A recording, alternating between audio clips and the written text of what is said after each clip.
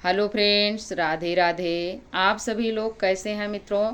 आशा करती हूँ कि भगवान श्री हरि की कृपा से आप सभी लोग जहाँ भी होंगे अच्छे होंगे, परम मंगल में होंगे। आज हम आप सभी को साल 2025 वैशाख मास के कृष्ण पक्ष में आने वाली एकादशी की अनंत और अनंत शुभकामनाएं देती हूँ मित्रों। आज की इस वीडियो में हम जानेंगे एकादशी के नियम क्या होते हैं, एकादशी कब से प्रारंभ हो रही है, कब समाप्त हो रही है, एकादशी का पारण कब किया जाएगा, पूजा का शुभ मुहूर्त क्या रहेगा, ब्रह्म मुहूर्त का समय क्या रहेगा। ये सभी महत्वपूर्ण बातें आज की इस वीडियो में हम जानेंगे।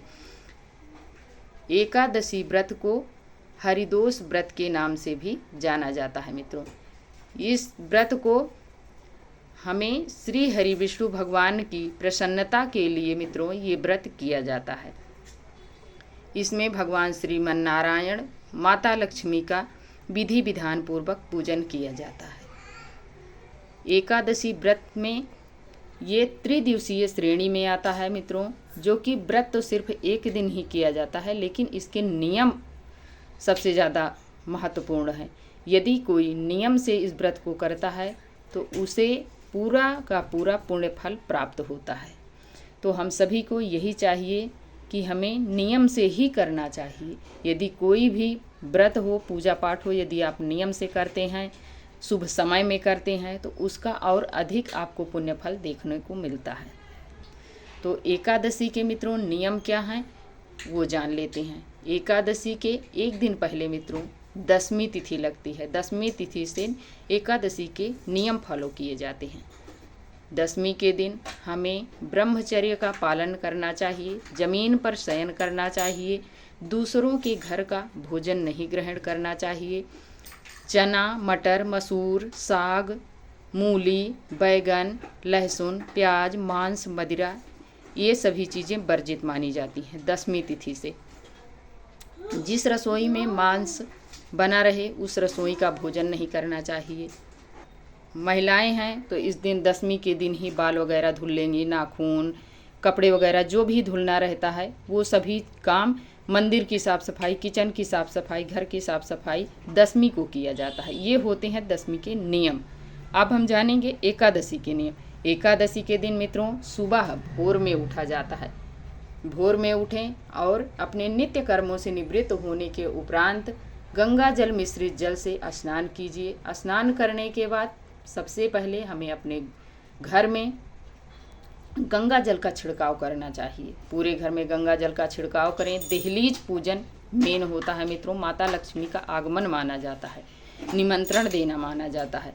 तो हमें हल्दी घोलकर देहली पर लीप देना चाहिए। लीपने के बाद साइड में स्वास्तिक बनाइए, थोड़ा सा पुष्प रख दीजिए, दीपक जला दीजिए, हाथ जोड़कर विनती कर लीजिए। बस ये हो गया दहलीज पूजन। फिर इसके बाद आप अपने घर के मंदिर में आइए, हाथ में थोड़ा सा गंगा जल और पुष्प लेकर अपने व्रत का संकल्प ले लीजिए। नाम, गोत्र, स्थान, मनोकामना, ये सभी चीज़ें बोलकर प्रभु के चरणों में छोड़ दीजिए। छोड़ने के बाद फिर आपको जहाँ पर भगवान श्री हरि की चौकी लगाना है वहाँ पर आप एक आम का यदि पटा है तो और अति उत्तम है, नहीं है तो जो भी है आपके पास टेबल वगैरह उसको आप थोड़ा सा क्लीन कर लीजिए। साफ स्वच्छ धुला हुआ पीले रंग का वस्त्र बिछा लीजिए। फिर भगवान श्री हरि के विग्रह को आप गेहूं का या गेहूं छोड़ दीजिए या आप तिल का या पुष्प का आसन दे दीजिए भगवान को और विग्रह को विराजमान कर लीजिए। पुष्प का या तिल का आसन देकर गणेश भगवान को विराजमान कर लीजिए। लड्डू गोपाल हैं तो उन्हें भी आसन देकर पुष्प का या तिल का विराजमान कर लीजिए।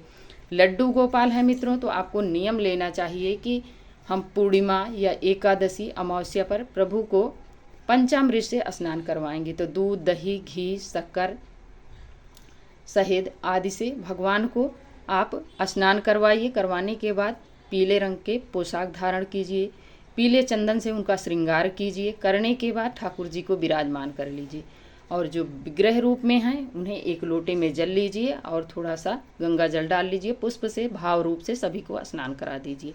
फिर सभी को वस्त्र स्वरूप कलावा समर्पित कर दीजिए। चुनरी है पीले रंग की तो चुनरी समर्पित कर दीजिए। फिर पीले चंदन से तिलक लगाइए।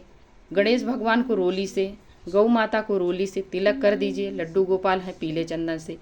करने के बाद फिर आपको पुष्प, पीले रंग का पुष्प मिल जाए तो बहुत सुंदर है मित्रों, लाल रंग का मिले तो भी भगवान श्री हरि को समर्पित कीजिए। गणेश भगवान को, आप ठाकुर जी को, अपने दीपक को भी समर्पित करने के बाद सबसे पहले हम दीपक प्रज्वलित कर लें। फिर हाथ में थोड़ा सा जल और पुष्प लेकर सभी देवी देवताओं का नाम लेकर आवाहन कीजिए, तभी आपकी पूजा कोई स्वीकार करता है।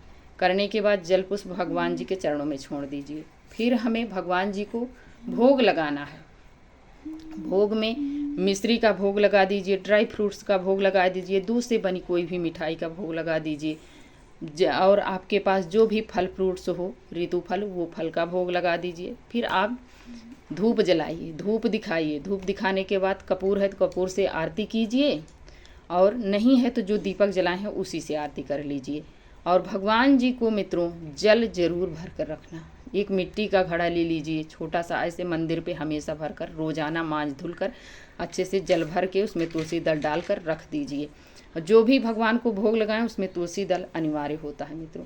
फिर आरती करें। आरती करने के बाद आपसे जो भी बन पड़े श्रद्धा भाव से सामर्थ्य हो वो दक्षिणा चढ़ा दीजिए। दक्षिणा चढ़ाने के बाद आप हाथ में थोड़ा सा जल पुष्प लेकर एकादशी की व्रत कथा सुनिए। व्रत कथा सुनने के बाद फिर आप उस जल और पुष्प को लोटे में डाल दीजिए। फिर आप जाइए सूर्य भगवान को अर्घ दीजिए, और अर्घ देने के बाद फिर तुलसी मैया का पूजन कीजिए। तुलसी माता को इस दिन नहीं छुआ जाता है, जल मत चढ़ाइए, आप दूर से आरती कर लीजिए, परिक्रमा कर लीजिए। करने के बाद फिर आइए बैठकर कम से कम 108 बार भगवान श्रीमन नारायण का ओम नमो भगवते वासुदेवाय मंत्र का जाप कीजिए। विष्णु सहस्त्र नाम का पाठ कीजिए, नारायण कवच का पाठ कीजिए, गजेंद्र मोक्ष का पाठ कीजिए। ये करना चाहिए, चौकी पर बैठकर आप कीजिए।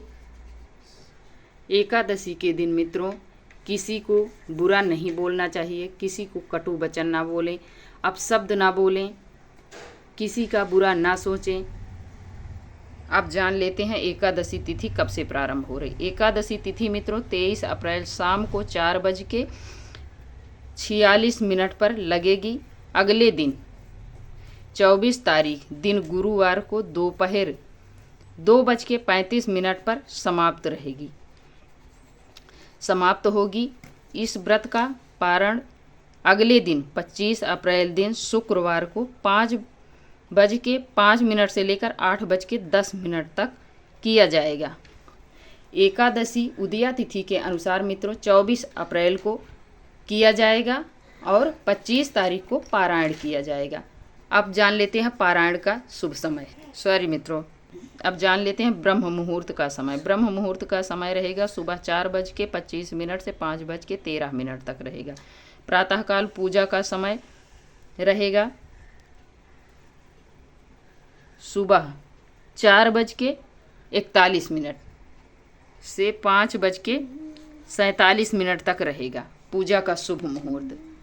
और आशा करती हूँ मित्रों कि ये वीडियो आप सभी को अच्छी लगी होगी, और आप सभी को ये वीडियो यूजफुल लगे तो आप लाइक सब्सक्राइब करना बिल्कुल मत भूलिएगा। प्यारा सा कमेंट लिखकर ज़रूर बताइएगा कि ये वीडियो आप सभी को कैसी लगी। वीडियो देखने के लिए आप सभी को धन्यवाद देती हूँ मित्रों। बरूथनी एकादशी का व्रत 24 अप्रैल को किया जाएगा। अब मिलती हूँ एक और नए वीडियो के साथ, तब तक के लिए जय श्रीमन नारायण।